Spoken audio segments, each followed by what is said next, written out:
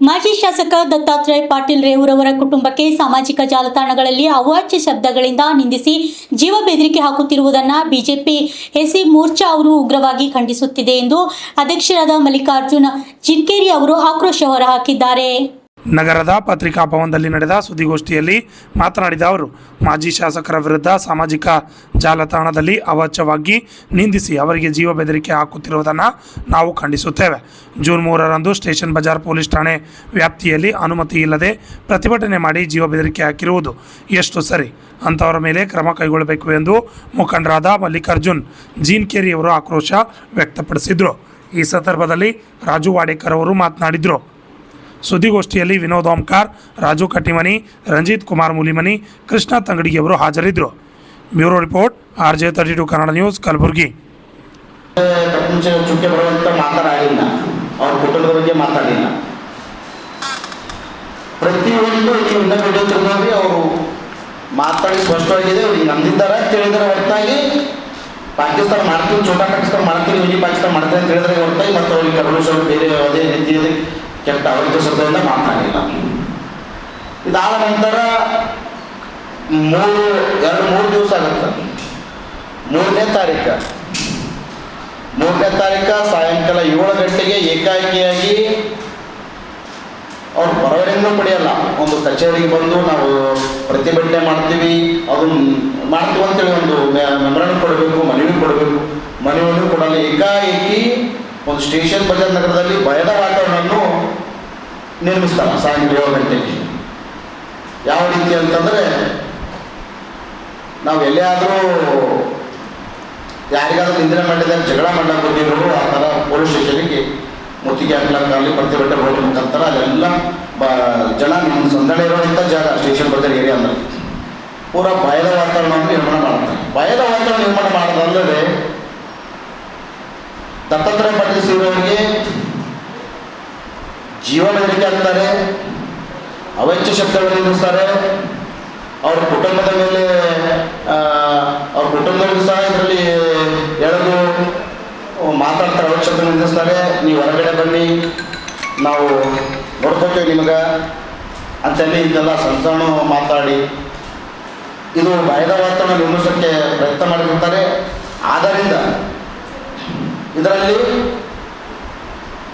ಗೌಡರು ಮಾತಾಡೋದ್ರಲ್ಲಿ ಯಾವುದೇನು ತಪ್ಪಿಲ್ಲ, ಅವ್ರು ಹಿಂದೇನು ಅದೇ ಮಾತಾಡಿರ್ತಾರೆ.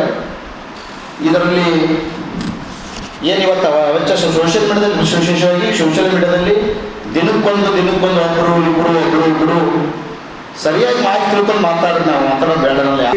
ದತ್ತಾತ್ರೇಯ ಪಾಟೀಲ್ ರೇವೂರವರು ಹೇಳಿಕೆ ಅದ್ರ ಪರವಾಗಿ ಇವರೆಲ್ಲ ಮುಸ್ಲಿಂ ಬಾಂಧವರೆಲ್ಲರೂ ಸೇರಿ ಏನೋ ಅವಾಚ್ಯ ಶಬ್ದದಿಂದ ಬೈದಾನ ಅಂತೇಳಿ ಒಂದು FIR ಮಾಡಿಸ್ತಾರೆ.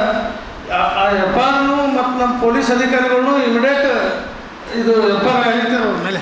ಮಾಜಿ ಶಾಸಕರ ವಿಚಾರ ಮಾಡಬೇಕು ಅದ್ರ ಬಗ್ಗೆ.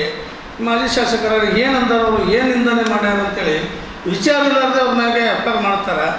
ಅದಾದ ನಂತರ ಮತ್ತೊಂದು 2 ದಿನ ಬಿಟ್ಟು ಮತ್ತೆ ಸ್ಟೇಷನ್ ಬಜಾರ್ಗೆ ರ್ಯಾಲಿ ಮುಖಾಂತರ ಬರ್ತಾರೆ. ಯಾವುದು ಪರ್ಮಿಷನ್ ಇಲ್ಲ, ಯಾವುದು ಪರ್ಮಿಷನ್ ನಾವು ರ್ಯಾಲಿ ಮಾಡ್ತೀವಿ, ಏನೇ ನಾವು ಏನೇ ಪ್ರತಿಭಟನೆ ಮಾಡಬೇಕಾದ್ರೂ ಒಂದು ನಾವು ಪರ್ಮಿಷನ್ ತೊಗೊತೀವಿ.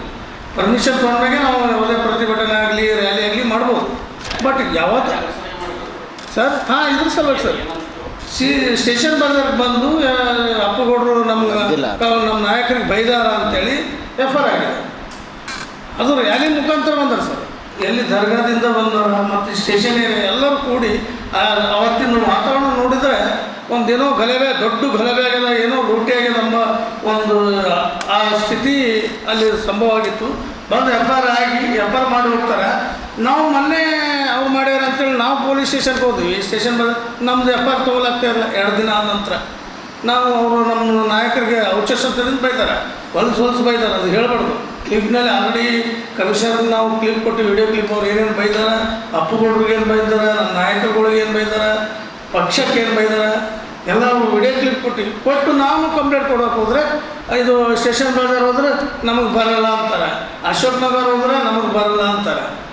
ಯೂನಿವರ್ಸಿಟಿ ಅಲ್ಲಿ ನೋಡಿದ್ವಿ ನಾವು ಪ್ರತಿಭಟನೆ ಮಾಡ್ತೀವಿ ಸರ್, ರಾಮ ಮಂದಿರಕ್ಕೆ ಸರ್ಕಲ್ ಹತ್ರ ಇದು ನಿಮ್ಗೆ ಸಂಬಂಧಪಡ್ತದ, ನೀವು ಪರ್ಮಿಷನ್ ಕೊಡ್ಬೇಕಾದ್ರೆ ನನಗೆ ಬರಲ್ಲ ಸರ್, ಅಶೋಕ್ ನಗರ ಬರ್ತದೆ ಕೇಳ್ರಿ. ಅಶೋಕ್ ನಗರ ಹೋದರೆ ಸ್ಟೇಷನ್ ಬಜಾರ್, ಅದು ಸಂಬಂಧಪಟ್ಟಿದ್ದು ಮೂರಿಗೆ ಸಂಬಂಧಪಡ್ತದೆ. ಸ್ಟೇಷನ್ ಬಜಾರ, ಅಶೋಕ್ ನಗರ ಮೂರಿಗೆ ಸಂಬಂಧಪಡ್ತದೆ. ರಾಮ ಮಂದಿರ ಸರ್ಕಲ್ ಅಂದರೆ ಈಗ ರಾಮ ಮಂದಿರ ಲಾಸ್ಟ್ ಬೌಂಡ್ರಿ ಇದು ನಮ್ಮ ಸ್ಟೇಷನ್ ಏರಿಯಾ. ಆ ಕಡೆ ಕರುಣೇಶ್ವರ ನಗರ, ಅಶೋಕ್ ನಗರ, ಈ ಕಡೆ ಮುಂದೆ ಬಂದರೆ ಧನ್ವಂತರಿ ಹಾಸ್ಪಿಟಲ್ ಬಂದರೆ ಯೂನಿವರ್ಸಿಟಿ. ಮೂರಿಗೆ ಸಂಬಂಧಪಡ್ತದೆ. ಮೂವರಿಗೆ ಕೇಳಿದ್ರೆ ಕೊಡಲಿಲ್ಲ.